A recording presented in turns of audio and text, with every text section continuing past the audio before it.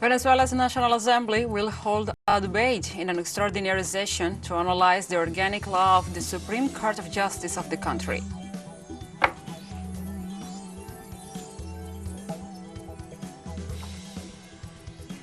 The Bolivian government issued a health emergency warning in all of the country due to the increase of COVID-19 cases and announced new measures.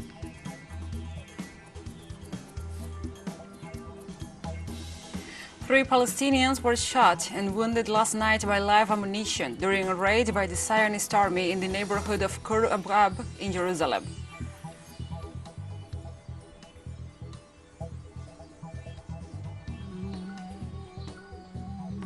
From the headquarters of TeleSUR English in Havana, Cuba, this is From the South.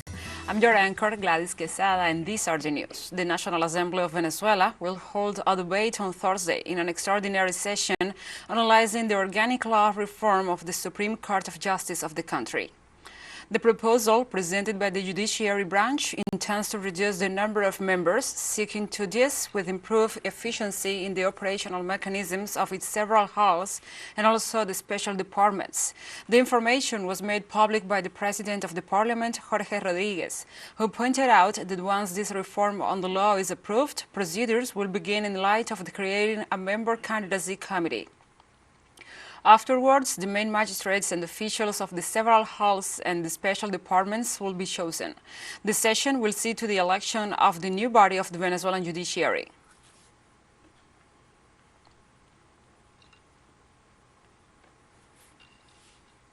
In Colombia, the Institute for Development and Peace Studies in the Paz reported the 94th massacre of 2021. This instance reports that around 3 o'clock in the afternoon of December 25th, an armed group carried out a violent raid in areas of the Bellavista indigenous community, located in the department of Putumayo. In the event, 7 people were killed and others are missing.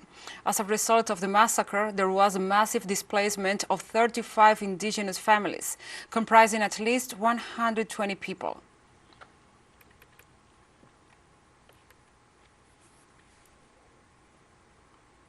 In Argentina, it is now 1 year since the legalization of the voluntary, no-cost and safe interruption of the pregnancy. 12 months ago, the sectors backing up this initiative took to the streets of Buenos Aires to celebrate the approval of the law in Congress that permits the self-determining right of pregnancy interruption under state guarantees and health care support. This Thursday, the groups who favor the legislation will gather in what they call a federal pañuelazo on the handkerchief protest to demand the full application of the voluntary pregnancy interruption law. The activists denounced that the norm has suffered setbacks in courts, while some health professionals refuse to put a stop to the bearing. Official information registered that since the coming into force of the law, 32,000 pregnancy interruptions have been effected in the Argentine public health system.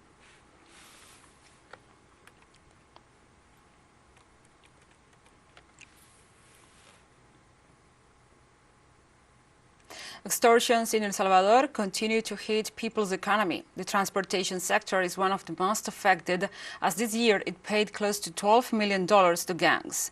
Our correspondent, Roberto Hugo Presa, has the details from San Salvador. Assaulting passengers on a public transport. The police arrested them hours later because the video went viral.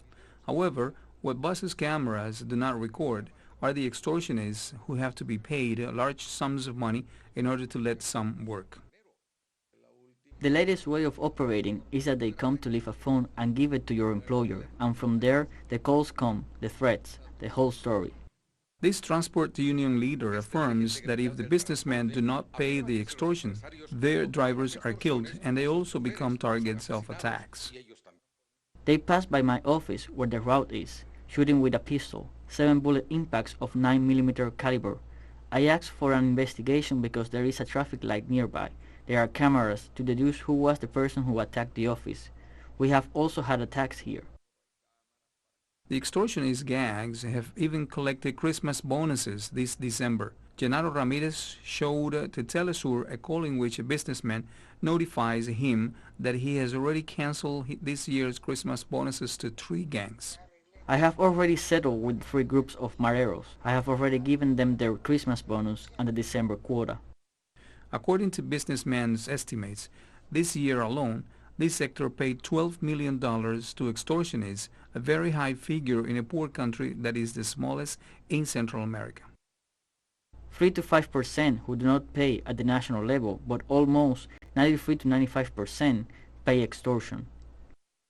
However, the police assure that if the businessmen do not denounce, the authorities can do little to pursue the gangs of extortionists.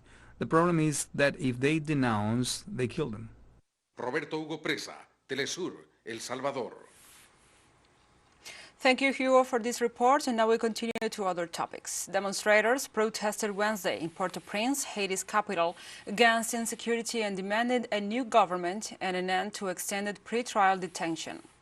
Protesters were called by the former deputy Arnaud Belizard and union and political activists. The mobilization also denounced the agreement for peaceful governance promoted by Prime Minister Ariel Henry. They also denounced the rise in violence and the increase in kidnappings. The demonstrators are sure that protests will continue in the country until the government manages to restore the climate of peace that allows the free movement throughout the national territory.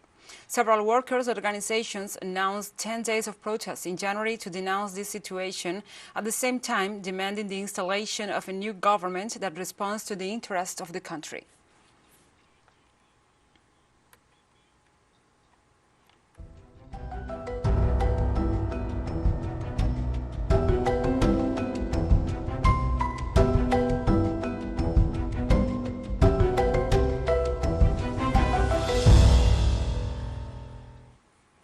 Now we address other topics. Bad weather conditions have intensified in the forest fire in the department of Bariloche in southern Argentina. The strong wind, with gusts surpassing 80 kilometers per hour, has spread across the fires, the main road connecting the city of Bariloche with other parts of western Patagonia. Something experts were afraid of, since that could eventually lead the fire towards Rio Villegas, a small town which belongs to El Manso, a farmers' area which has around 2,000 inhabitants. Authorities closed the national road number 40, which crosses Argentina's west from north to south.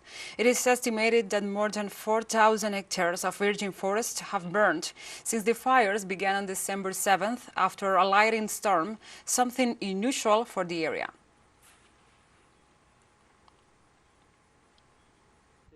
Firemen told us that we stay here, be calm, to take care of the house and keep everything wet. We can't do anything else, because the fire is very big. We don't know where it is going to come from. I've heard another column of fire is advancing towards Rio Villegas, 4 kilometers from here. It's very spread out. It's immense. It's a huge thing. And the recent floods in Brazil left at least 24 people dead, 4 wounded, and also 400,000 affected, and some 65,000 displaced. According to civil defense reports, 2 of the 3 bodies found are those of a couple whose vehicle was swept away by the water in the town of São Félix do Caribe, while the 3rd is a man from Ubaitaba who was run over by a driver who lost visibility due to the rains. So far, more than 37,000 people have lost their homes and another 53,000 were evicted. In the midst of all this crisis, President Jair Bolsonaro refused to receive humanitarian aid from Argentina. The aid consisted of 10 professionals specialized in water, logistics, and psychosocial support.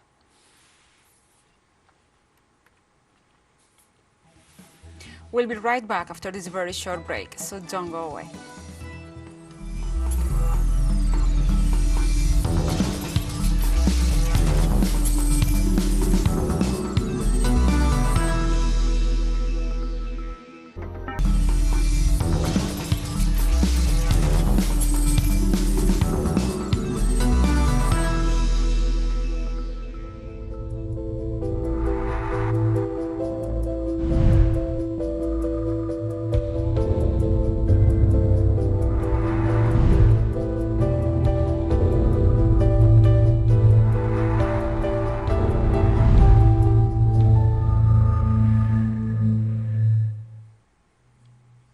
Welcome back to From the South. The Bolivian government issued a health emergency warning in all of the country due to the increase of COVID-19 cases and announced new measures.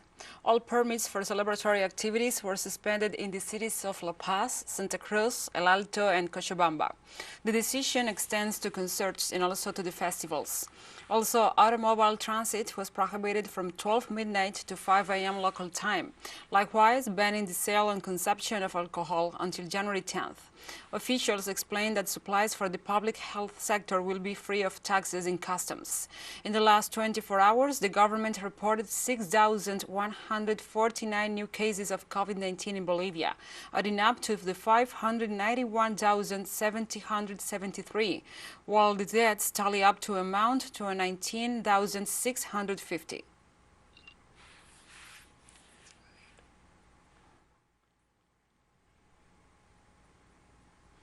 This Wednesday, the government of Peru maintained 37 continuous hours of vaccination nationwide with the goal of reaching 80% of the population immunized with the 2 doses of the COVID-19 vaccine. The Ministry of Health set up 24 vaccination centers that will be open non-stop until 8 p.m. local time on Thursday. The government of President Pedro Castillo urged the citizens to wear New Year's clothes to take pictures of them recently vaccinated.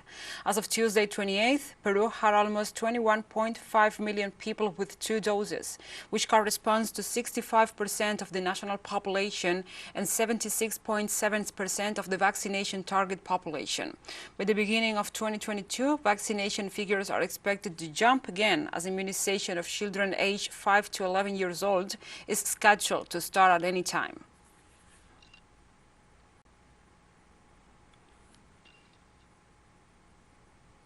European countries have increased the number of new cases of daily coronavirus infections in the midst of the end-of-year festivities. According to health authorities, Spain and Germany are the most affected countries, breaking records in the number of people with a respiratory disease. In the last 24 hours, France reported 208,000 cases, while Spain notified for the first time more than 100,000 cases in a single day.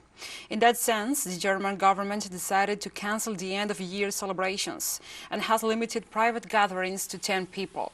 According to the World Health Organization, the exponential increase of infections is due to the new variant of Omicron and the easing of the measures.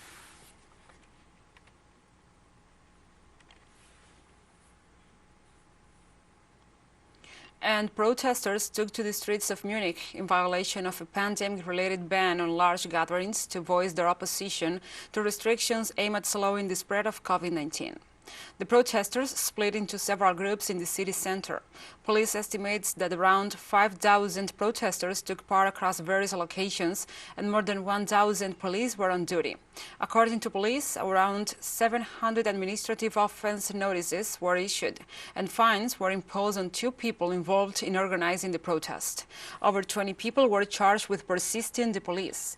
On Wednesday, Germany's official data showed more than 40,000 reported new cases over the past 24 hours and an infection rate of 205 new cases per 100,000 residents over the past 7 days.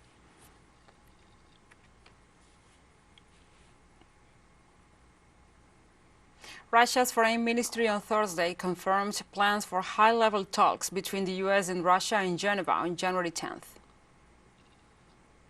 This date is outlined as it has no alternatives at the moment. The agenda naturally includes the discussion of 2 draft fundamental documents, a treaty on security guarantees between Russia and the U.S., and an agreement on measures to ensure the security of Russia and member states of NATO and that Russia handed to the U.S. on December 15th.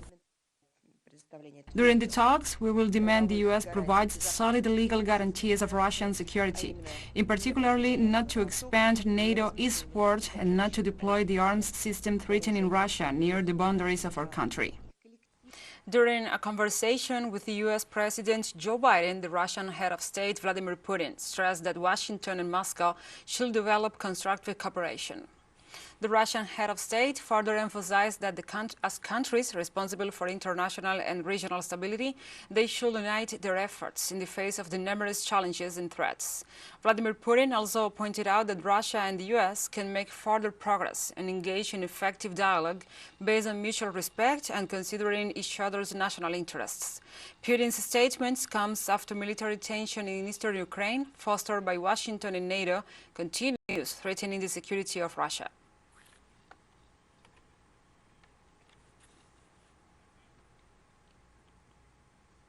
Russian President Vladimir Putin said a new pipeline to Germany has been fully filled with natural gas, noting that it could help quickly reduce soaring European energy prices. The $11 billion Nord Stream 2 pipeline is awaiting approval from Germany and the European Union, although officials warned that a decision won't come in the first half of 2022. The first of its two links was filled with gas in October, and the Russian Gazprom natural gas company reported Wednesday that it had completed filling the second one to make it fully ready for operation. President Putin pointed at surging energy prices in Europe, adding that Nord Stream 2 could help quickly stabilize the markets.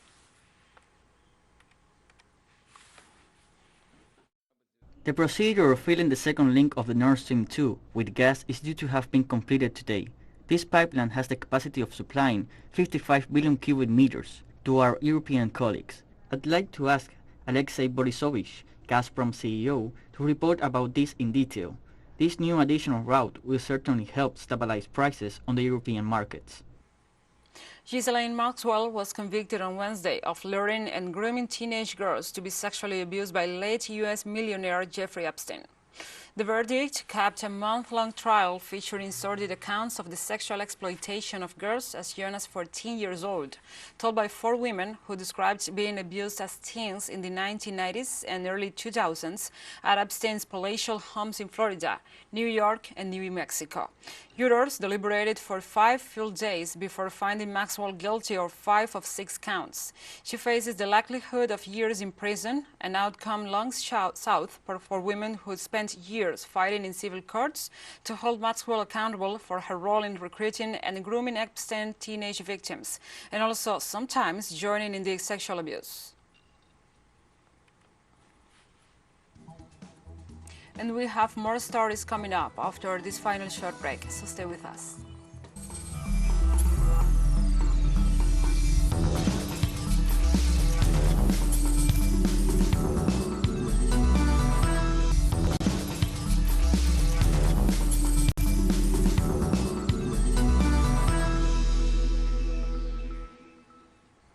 Welcome back. Violence continues to be a daily liability for Palestinians who suffer from the systematic policy of oppression by the Israeli occupation regime. In a new episode, 3 Palestinians were shot and wounded last night by live ammunition during a raid by the Zionist army in the neighborhood of Kuruk Abab in Jerusalem. One of them remains in critical condition. A Palestinian from the Kalandia refugee camp north of Jerusalem was transferred to the Palestinian medical complex in Ramallah in critical condition with a gunshot wound to the abdomen, while 2 others were taken to hospital also with gunshot wounds. According to local sources, Israeli army soldiers stormed into a store north of Jerusalem to carry out an unrest operation. The locals confronted the soldiers, who used lethal ammunition to disperse them.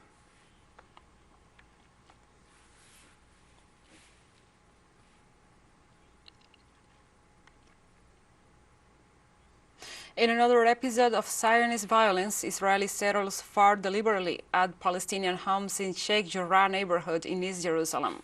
According to local sources, the settlers opened fire despite the presence of Israeli forces at the western entrance of the neighborhood. In the action, the Israeli police detained a 13-year-old Palestinian boy. The international community, including the United Nations General Assembly, has systematically rejected the policy of ethnic cleansing that Tel Aviv has been applying for decades on the Palestinian people.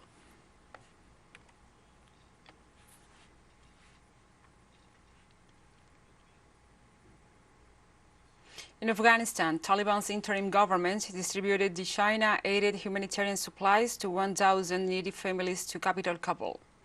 The supplies are part of humanitarian aid materials and daily necessities worth 10 million yuan that the Red Cross Society of China donated to the Afghan Red Crescent Society, and also the second batch of aid supplies that the interim government had distributed within 2 weeks. In order to help Afghanistan overcome the current difficulties, China has taken a number of measures and has provided batches of emergency assistance to Afghanistan. All of these supplies were donated by China. China is helping us. The supplies include clothes, blankets, and rice. We will continue to distribute aid materials to needy people in provinces across the country in the future. We hope the world will be peaceful. Our people are suffering from hunger, lack of food. We thank those who had helped us. In Ethiopia, the legislators of the Federal Parliamentary Assembly approved on Thursday the bill to establish a National Dialogue Commission. The approval had 287 votes in favor, 13 votes against, and 1 abstention. The text states that the Commission will aim to build a national consensus and will maintain the integrity of the country. The move comes amid international pressure for negotiations to end the 13-month conflict in the Tigray region. However, the Commission will not engage at this stage in the Tigray's People Liberation Front or the Oromo Liberation Army, both of which are fighting the Federal Army and have been declared terrorist organizations by the government of the East African nation.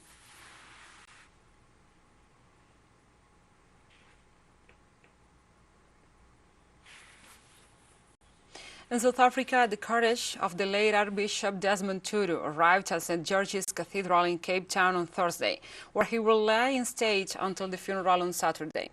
Upon arrival, the coffin was blessed by waiting members of the church before it was carried into the cathedral. The Nobel Peace Prize winner will lie in state at the cathedral in Cape Town for 2 days, Thursday and Friday, to allow all mourners to pay tribute by filing past his coffin. South African President Cyril Ramaphosa has announced that Tutu's Requiem Mass on Saturday will be a special official funeral Category 1. His ashes will later be interred at the cathedral's mausoleum, according to Tutu's instructions.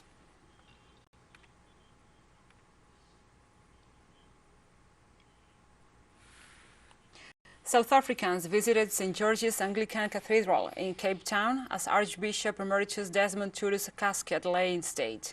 Visitors filed past his coffin to pay a final tribute to the revered Archbishop and anti-apartheid campaigner.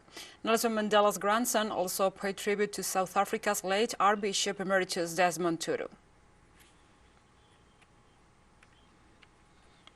Today it is for us an honor to be able to come pay tribute to us and do the same for him, bid farewell to him. For him and my grandfather were always close in engagements on various topics. And we have come to the end of this news brief. But remember, you can find this and many other stories on our website at telesurenglish.net. And also, if you feel so inclined, please join us on social media. We are on Facebook, Twitter, Instagram, and Telegram. For TeleSUR English, I'm Gladys Quesada. Thank you for watching.